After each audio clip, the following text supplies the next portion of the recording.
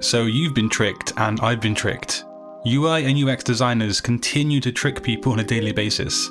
There are various different methods that are used in marketing and business by graphic designers that do hack the brains of people. And I'm going to share with you these methods in today's video. But you might be asking, why are they useful or why are they important? Well, because you can use them on your client projects or even on your portfolio website to boost clicks and conversions. The first thing I'm going to talk about is called the decision fatigue syndrome. And this states that people tend to feel stuck or confused when presented with too many choices. When a viewer of a design or a user of an app or website has decision fatigue, it causes them to make poor choices. They then become uninterested in the media and they often abandon the design or website altogether. And obviously that's not a good outcome for you or your design. So whenever you're displaying objects or design elements that require the viewer to look over each one individually, don't swamp them with huge amounts of choice. One real-life example here might be your design portfolio. Don't throw in 20 projects to your portfolio because this can lead to decision fatigue. You want those potential clients to not become confused or disinterested in your work. The next method is called the center stage effect. Now I'm sure you've seen this one in action and maybe have even been encouraged to buy something because of it. The center stage effect states that a user will often select the middle item from a choice of 3. So say for example there are 3 different price plans on a website, $15, $25 and $50. The middle one being $25 would appear to stand out more than the other 2. Maybe the designer will make it taller, brighter and bolder in appearance. This all helps to lead the viewer subconsciously want to choose the middle choice. Of course, it's not going to work on everyone or even the majority of people, but this middle choice will gain a lot more clicks and conversions than the other 2 either side. It is a tried, tested and proven method. And speaking of proof, the next thing to talk about is called social proof, and it's becoming more and more important with each passing year. It's why you see websites proudly show their Trustpilot score on their homepage.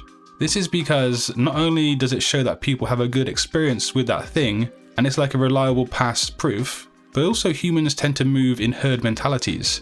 We do like to follow the crowd when it comes to certain things. But how can this help you? Well, if you have a portfolio website, it might be a good idea to get some testimonials from past clients.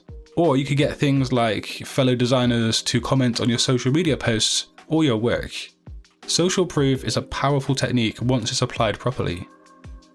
The next technique to be aware of is called the progressive disclosure effect. Now this talks about how people become overwhelmed when presented with complicated tasks or projects. If that complicated task is then broken down into individual tasks that often start off simple and increase in complexity, it can encourage that person to stay focused and within the task itself. This can be applied to infographics, brochures or leaflets. So often we have to explain something visually, and if we break it down into individual components and in a simple way, then the design will become better accepted by the viewer. Also, you can use this when you want to show how you've solved problems for clients in your portfolio.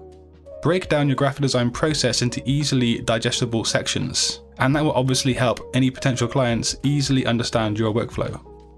The Vona effect is super useful across all types of design.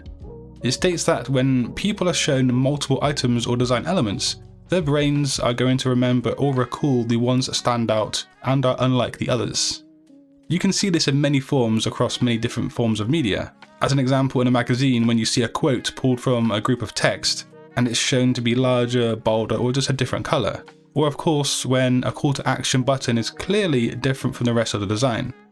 It's just another tool or technique to add to your arsenal of directing the viewer and leading them around your design. The Ikea Effect is quite a sneaky technique. Basically, people will put extra value to something if they've had some kind of input into its creation. So let's take for example a website where you download royalty-free music or imagery or videos. You will pay a monthly fee to sign up and download that material. But in the website itself, you might be able to create favorite lists or categories to organize your downloads, and this will be personal to you and your account.